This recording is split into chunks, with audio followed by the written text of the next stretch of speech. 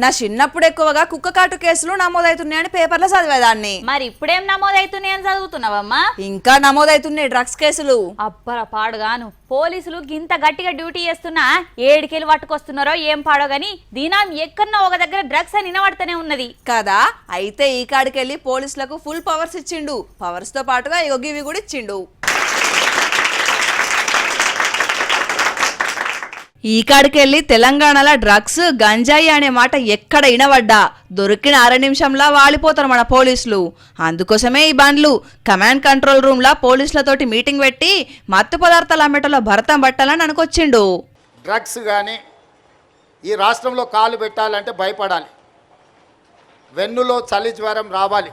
తెలంగాణ రాష్ట్రంలో కాలు పెట్టాలి అని అంటే ఇక్కడ కాలు పెడితే తిరిగి మళ్ళీ పోలేము అనే భయం వాళ్ళలో ఉండాలి. భయం కల్పించాల్సిన బాధ్యత మా పోలీస్ అధికారులదే. మా వాళ్ళు ఫ్రెండ్లీ పోలీసింగ్ అని అంటుంటారు. నేను కూడా ఒప్పుకుంటా ఫ్రెండ్లీ పోలీసింగ్. ఎవరికి? బాధితులతోని ఫ్రెండ్లీగా ఉండండి, నేరగాళ్లతోని కాదు. అట్లనే సినిమా హీరో చిరంజీవి సార్ను మెచ్చుకొని కడమ సినిమాలకు ఈ మాట చెప్పిండు. మెగాస్టార్ చిరంజీవి గారు డ్రగ్స్ నియంత్రణలో తన వంతుగా ముందుకొచ్చి వారొక వీడియోని అద్భుతంగా తయారు చేసి మా డిపార్ట్మెంట్కి ఇచ్చిండ్రు. ఒక అవేర్నెస్ ప్రోగ్రాంలో వారు భాగస్వాములు అయినందుకు, ఆ విజువల్స్ మా కోసం ఇచ్చినందుకు చిరంజీవి గారిని మనస్ఫూర్తిగా నేను అభినందిస్తున్నా.